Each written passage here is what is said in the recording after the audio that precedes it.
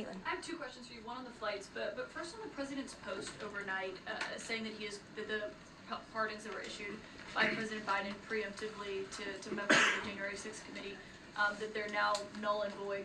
Have attorneys here at the White House told President Trump that he has the legal authority to undo a pardon simply because it was signed by autopen, as he said?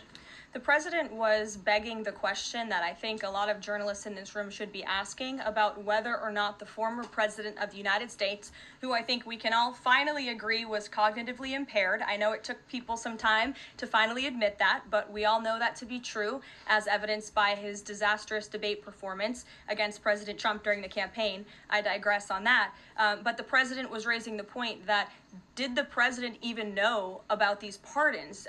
Was his legal signature used without his consent or knowledge? And that's not just the president or me raising those questions, Caitlin. According to the New York Post, there are Biden officials from the previous White House who raised those questions and wondered if the president was even consulted about his legally binding signature being signed onto documents. And so I think it's a question that everybody in this room should be looking into, because certainly that would propose perhaps criminal or illegal behavior if staff members were signing the President of the United States autograph without his consent. Biden is on the record talking about issuing preemptive pardons to these people. But was he aware of his signature being used on every single pardon? That's a question you should ask the Biden White House. Is there any evidence on that he wasn't aware of it? You're a reporter. You should find out. Okay, Sean. on the flights, so I have a